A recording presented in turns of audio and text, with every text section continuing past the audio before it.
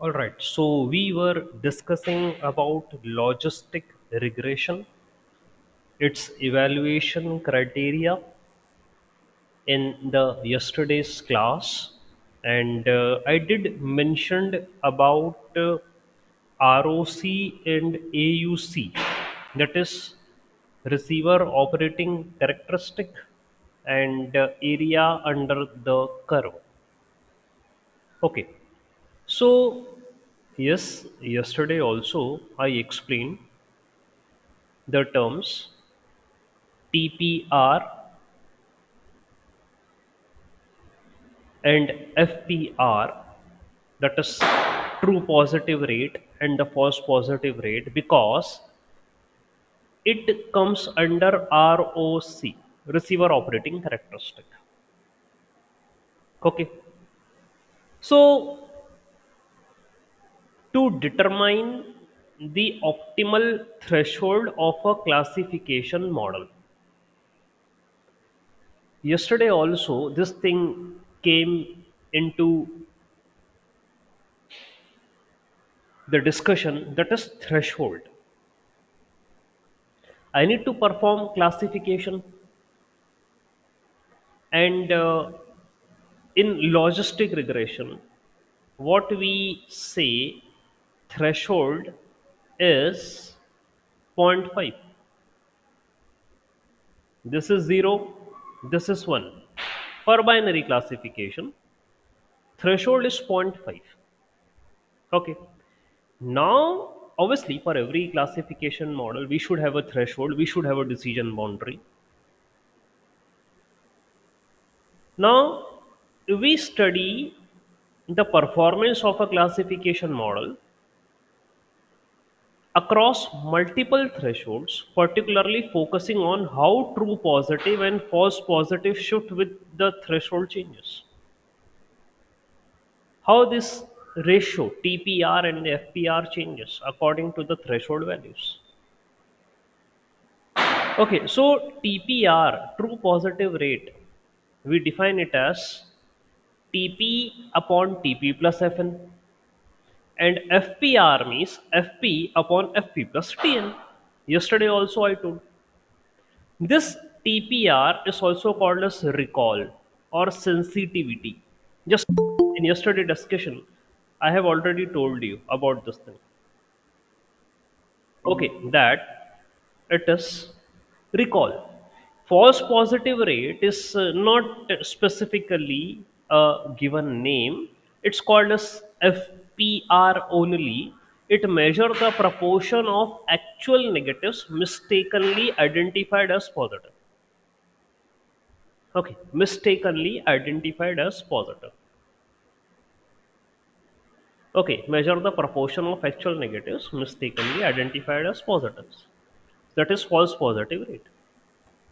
And obviously, when we do perform the classification, we want the balancing between these terms, TPR and the FPR. We want balance between these terms.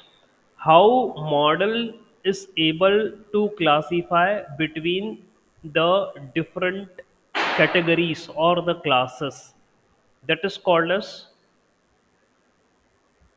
your balancing of a classification model. So obviously there should be a threshold value, as I told.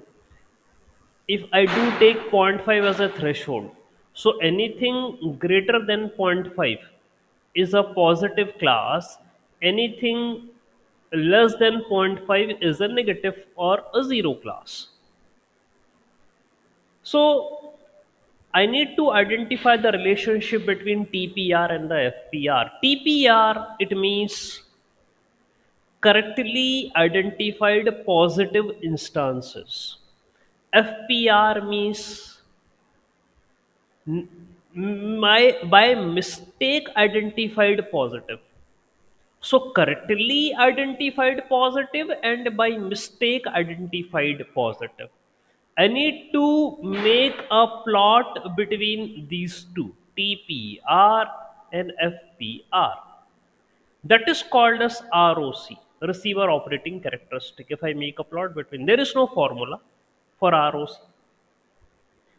Only the thing is I need to make a plot between these two. So threshold, a lower threshold, it classifies more instances as positive, leading to higher TPR. If you take a threshold value lower, so the answer will be positive. If you take higher threshold, the answer will be okay negative. That means least positive. Okay, becomes a stricter, classifying fewer instances of positive. This results in a lower TPR, missing some actual positives, and lower FPR, fewer negatives are misclassified. So ROC curve show how TPR and FPR change as we adjust the threshold. We have to adjust the threshold, and how this curve respond to that according to those threshold values. Okay, that is what your ROC curve represents. Even though TPR and the FPR can rise or fall together, there could be a chances according to the threshold values. Okay, the key is how fast and slow the changes are compared with each other. A classifier performance is considered optimal when it achieves high TPR without a significant increase in the FPR. Remember, if we are having high TPR, true positive rate, high TPR, that means TP upon TP plus FN. If you are having high TP value, that means correctly identified positive instances. If you are having high TPR without increase in FPR, that means falsely identified true instances, falsely true instances. So if this is not increased, however, correct true positive instances is increased, so we can say that the classifier performance is optimal. So in this case, the top left corner of the curve is high. It's good. High TPR and low FPR represents ideal balancing situations. Sweet spot. Okay, so let me share my entire screen now, and here we are just talking about the performance of your model. Okay, classification model, because most of the people just do train the model. Okay, train model, and then they just check in evaluation, they just check the accuracy of the model, they make confusion metrics classification report, that's it. But there are few more things which can be checked, and these things are TPR, FPR, and that's what I'm just mentioning, ROC curve. So right now, okay, as per the meaning, true positive rate, false positive rate. Okay, true positive, that means positive. If there is positive value and it is truly identified as positive, this rate is high. If it is negative, but still your model is predicting it as positive, that is false positive. So this is FPR. What we want in our model is this thing should be high, but FPR should not be significantly not that much high. Okay, we want just it's like okay, I'm just putting a dash here, not that much high. We don't want false positives. Okay, positive detection by a model, detection as a positive, it's getting more, but okay, I don't want it to be falsely detected as positive. So I'm putting a dash here. And if this thing is high and this thing is dash, that means not so much increase, that means it is less, then your model is optimal. That model is doing good. Okay, it's a good model. else it is not a good model. Okay, fine. So here, ROC, receiver operating characteristic, you can see the diagram. Your blue line is a perfect classifier. We can make a plot between TPR and the FPR. You can put anywhere. I mostly I have written TPR on the x-axis, FPR on the y-axis. You can change it. Okay, you can put TPR on this axis and FPR on this axis. Okay, so you can see this blue one. It's a better. Then green, then orange. Okay, below this diagonal, it's a worse. Your model is worse.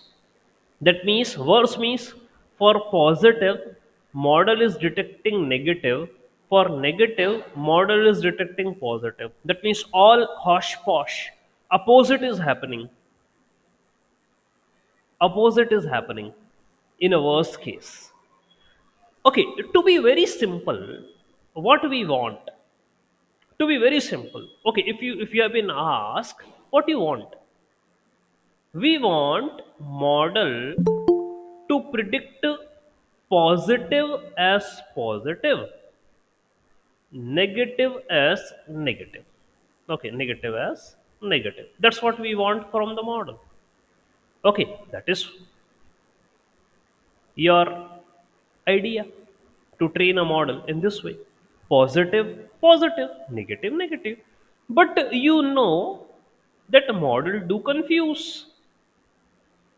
Because of the confusion, it may happen that some of the instances of positive can be marked as negative, and some of the instances of negative can be marked as positive.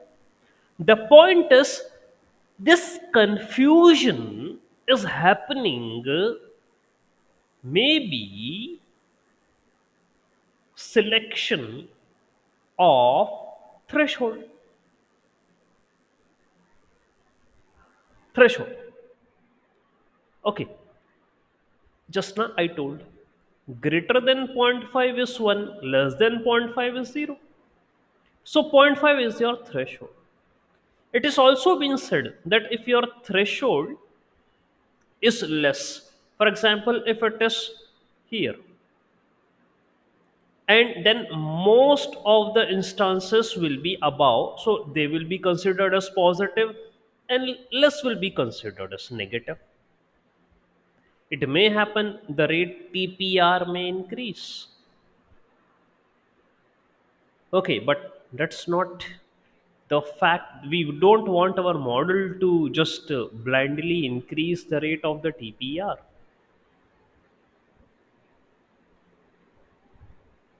Okay, we have to look out for the balancing of positive and negative detection. That is why in this particular curve, that is ROC curve, TPR and FPR rate are mentioned, x-axis, y-axis mentioned, and a plot has been made. If you do have this blue curve, that is, I believe it's a better one. This one is green one is good. Okay, then orange is average. Now, if you come down the diagonal, then it's saying it's worse. As you go up the diagonal, then things are getting better. Going below the diagonal is worse because that will lead to opposite predictions. Okay, so here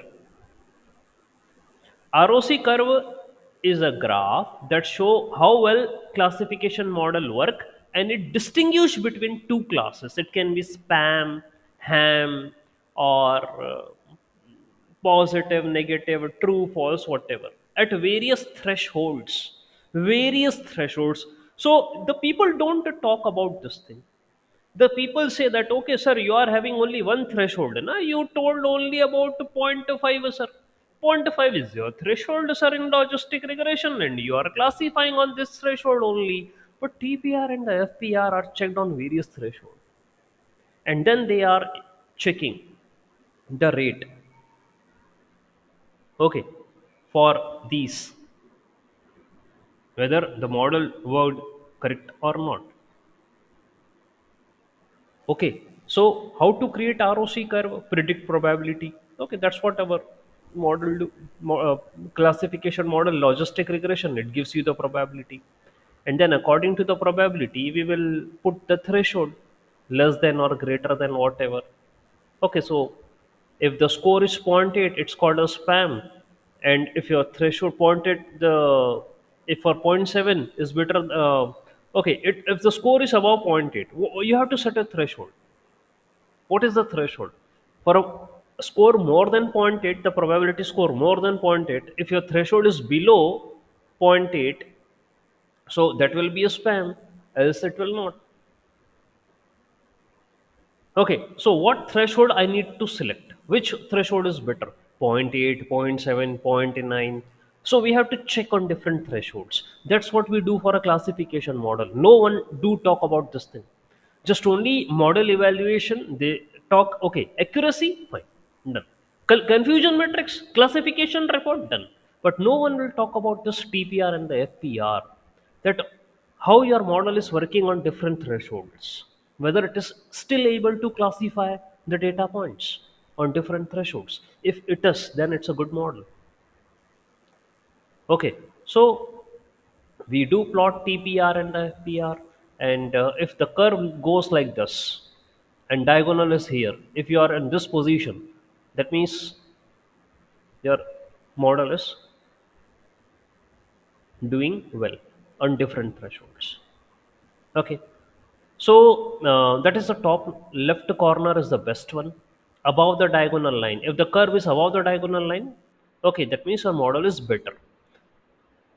Okay, and area under the curve means, which is area under the curve, bigger is the area, better is your model. Okay, so area under the curve, see here it is. If this is the points you are matching, okay, these are the points you are matching. So we can say, okay, this is the area, okay, and fine, this is also the area. Okay, here you can see I do consider only one of the ROC curve. For example, like this is TPR, this is FPR, this is my diagonal, and this is what my model behavior. So area under the curve, I need to calculate this area. If more is coming, so your model is good, it's better. If less area is coming, that means if it is like this, then model is fair, not good. Got it? Okay, so that is, I want to explain about the TPR, FPR, and these terms. AUC, we can still study more about it. AUC is area under the curve, that is under the ROC curve. So this is what your ROC curve. Okay, this is your ROC. Ye wala. This one, blue, green, orange. These are ROC curve. Okay, we are talking about characteristic of a model on different thresholds. Which threshold is better? Okay, but we are considering different thresholds and we are calculating the rate of classification, how positive and negative instances are detected. As much as area is covered by this receiver, okay, that is being considered the best one. So we do have the area from 0 to 1. Area under the ROC curve quantifies the classifier performance. So we are talking about performance only, classification performance only, the discussion is going on. So ROC curve plots TPR against FPR. Okay, that's what we have seen above. AUC summarize it into single numerical value. which is like, if AUC is higher, model is in best performance. If AUC is less, then okay, so poor performance. Okay, why AUC is important? See, comparison of models. I can compare different models by this AUC curve. I can take for classification logistic regression, support vector classifier, decision tree, random forest. I can take many classifiers. And the one which is giving me higher AUC, I can take that model. Okay. And effective when your data is imbalanced. In case the data is imbalanced, that means one class is dominating on another class.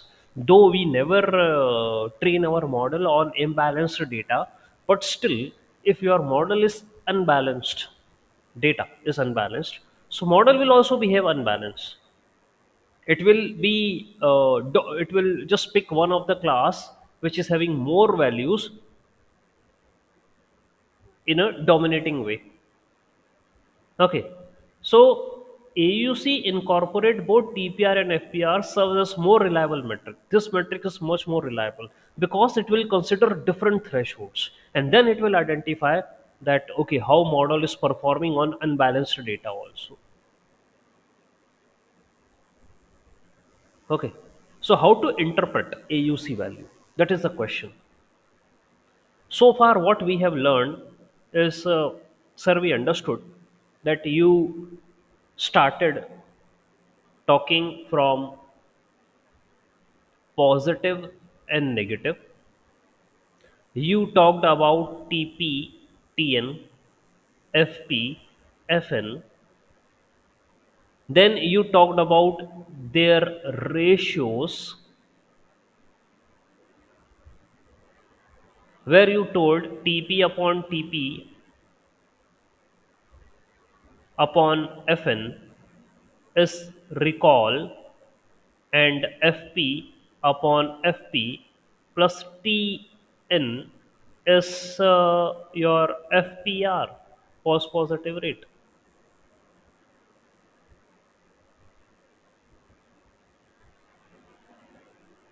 Okay, so we are having precision also, we are having FN score also, all these we are having.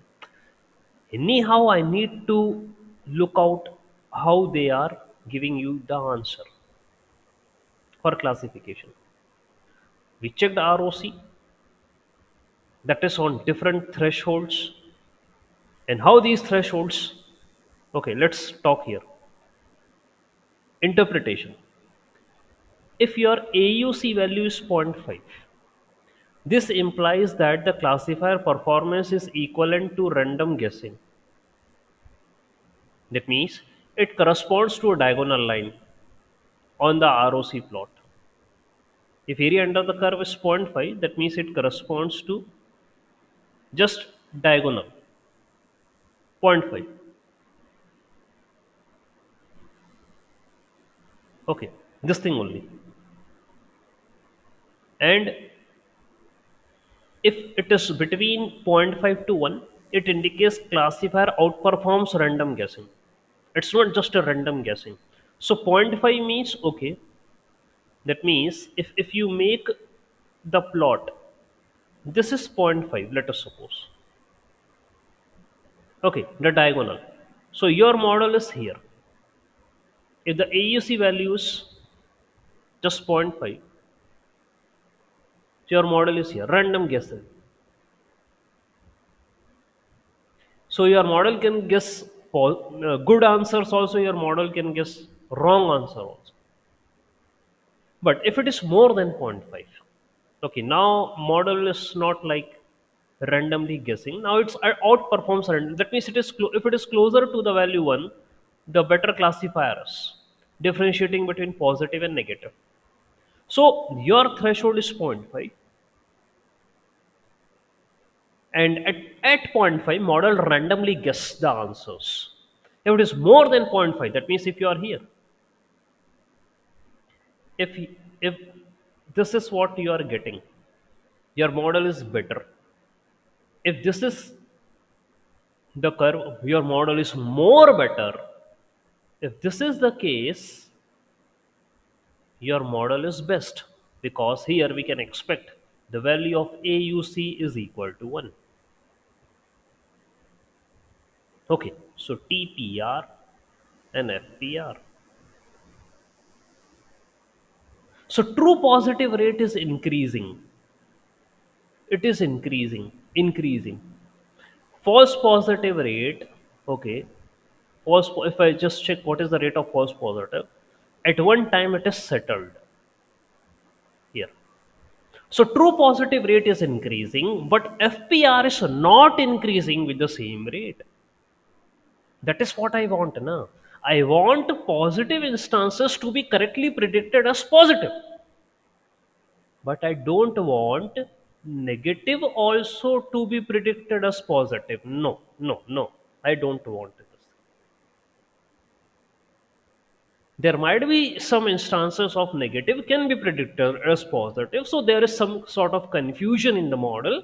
I can i can understand that. Okay, we also confuse, model can also confuse, but FPR should not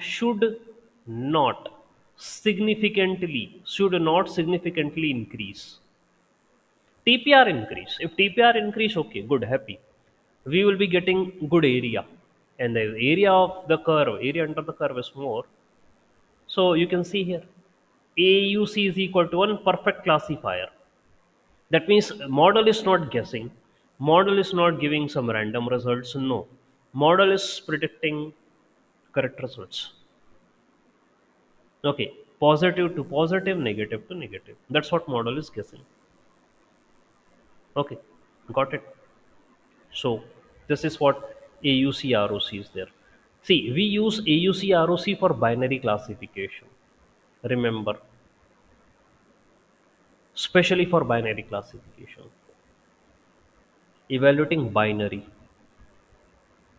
and it's a straightforward approach. Okay, so remember, binary classification. We can make AUC ROC. I have shown you the code also. Okay, in the yesterday class, you are having the code. I've shown you. Okay, so that's what I need to discuss about the evaluation criteria of logistic regression, where AUC ROC is mentioned, and this is your sklearn official website, where logistic regression, details of logistic regression hyperparameters are present. So we have seen the hyperparameter for linear regression also, and right now I'm showing you the hyperparameter for logistic regression. So you can take the logistic regression from sklearn, from linear model. We are having these as hyperparameters: penalty, and then C, fit intercept. These are some major hyperparameters. Solver, LBFGS, maximum iterations, something.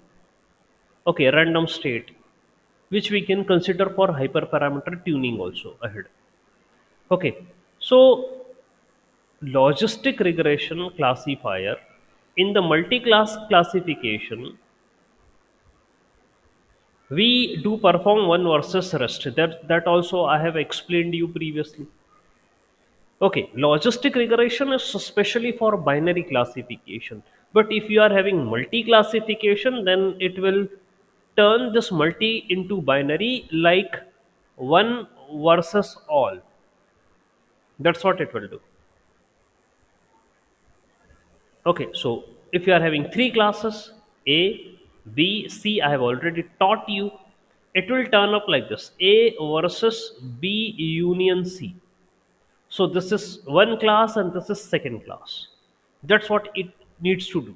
The graph also says about the same thing, because we do talk about logistic sigmoid 0 to 1. So this is what the graph is. It doesn't mean that if you are having three classes, so I can have two thresholds. No, one versus all. Okay, it will perform. And okay, it's OVR, one versus all, and it can use cross entropy for multi classification. Okay, and currently the multinomial option supported LBFGS, SAG, Saga, and Newton CG solver. These are the solvers used in logistic regression. That is an detailed, further more detail related to how mathematically logistic regression do solve a problem. However, we have seen the entire derivation of logistic regression for parameters. There are the techniques for solving logistic regression also. We can select them as a hyperparameter. Okay, we can apply regularization techniques also on the logistic regression, like if the model is showing overfitting. Okay, so here it is penalty L1 L2. I have already taught you L1 L2. Elastic net also I think I have told you about. Okay, penalty L1 your lasso L2 ridge. Okay, so lasso and the ridge elastic net is L1 plus L2. Both the penalty terms are added. Okay, so this I have already taught you in linear regression. You can introduce, if your model is overfitting, penalty. By default, L2 is there. Rich penalty is there in logistic regression by default. Okay, fine. Tolerance for stopping criteria. Okay, not so important. C, inverse of regularization. C, very important. Again, this thing. C, I'm going to talk about this parameter with the next model, that is support vector machine. Still, if this parameter came here, C is inverse of regularization. Okay, inverse of regularization. We are applying regularization for penalty when your model is overfitting. Okay, but we don't, it doesn't mean that you can enforce as much as penalty you can. No, that is not the case. There are rules. If anyone is breaking what it should not do, and you want to force penalty on it, but you have to take care how much according to the mistake that person did.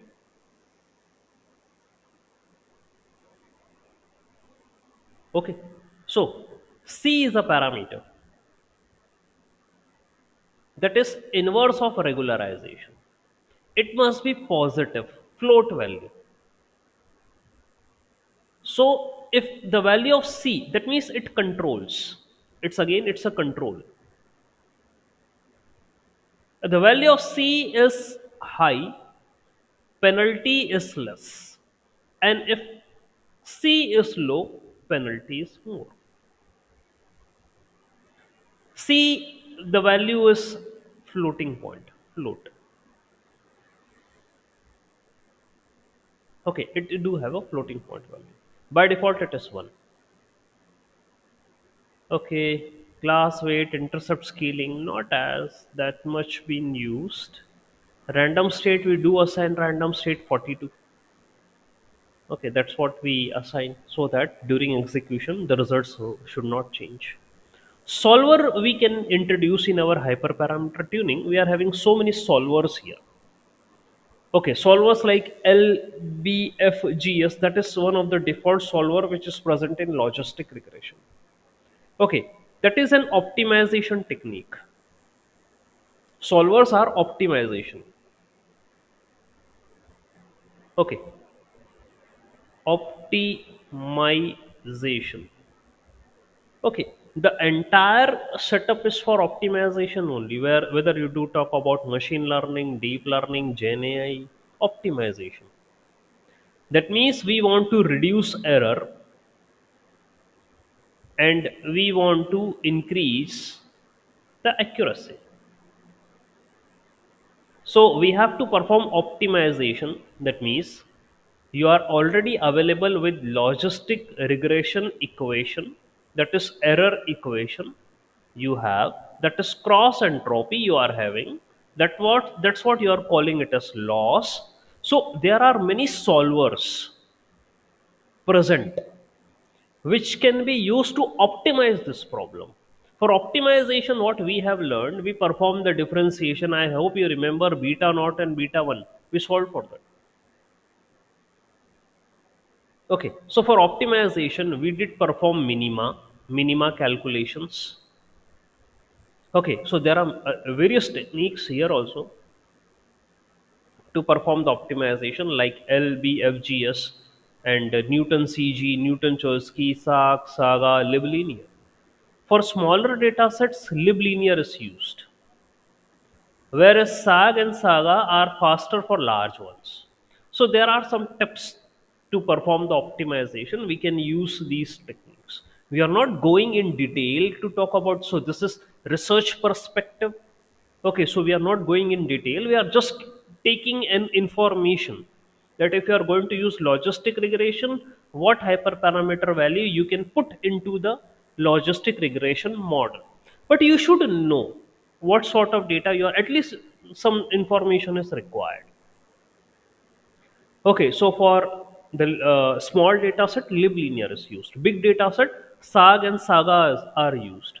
For multi-classification problem, Newton CG, SAG, Saga, and LBF can handle the multinomial loss. They can be used. Liblinear and Newton Chomsky can handle binary classification. Okay, so that also you can use. And to apply one versus rest scheme multi classification, we can wrap it to one versus rest classifier. Okay, one versus rest classifier. All right, I'm not seeing that thing right now. Okay, anyways, we are going to use logistic only. We can set our hyperparameters.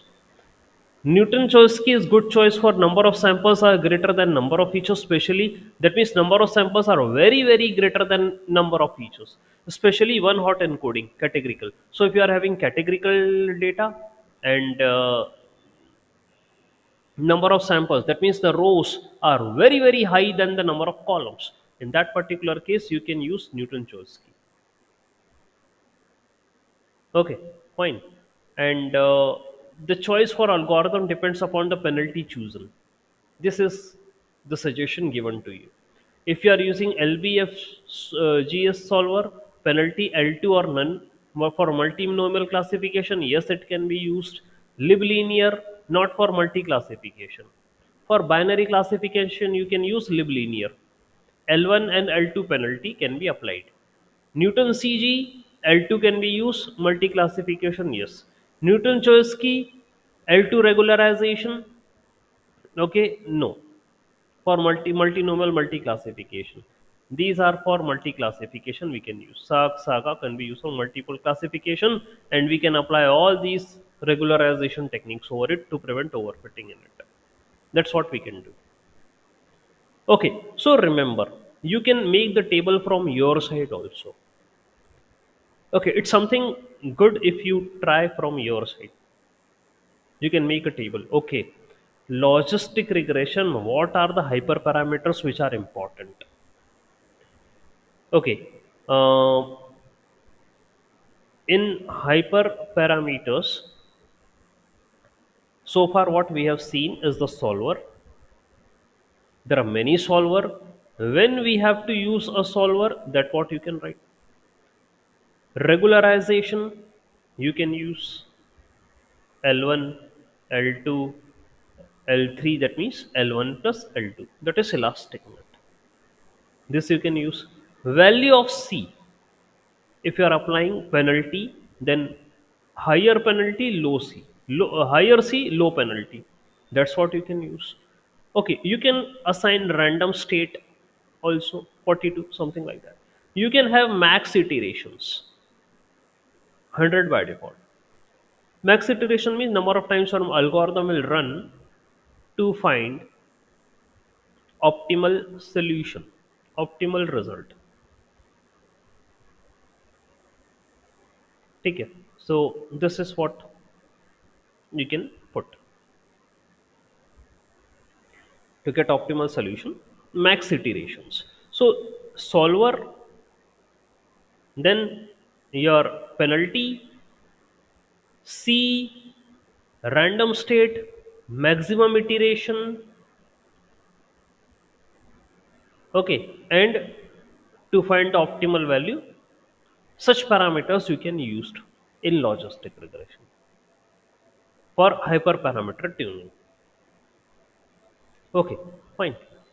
So this is all about logistic regression classifier. We have discussed many things in detail, and I did introduce this sklearn official website. What details on logistic regression are mentioned. It is important for you to at least understand. Okay, what is the mean? Not so much in detail we have discussed. We just got an information. Okay, these are the hyperparameters, and these hyperparameters are responsible for the working of logistic regression. Any of the model, how it works, these hyperparameters are responsible. Okay, fine. So that's what we have checked. TPR, FPR, ROC, AUC, I explained in detail everything, confusion matrix, classification report, everything you know about logistic regression.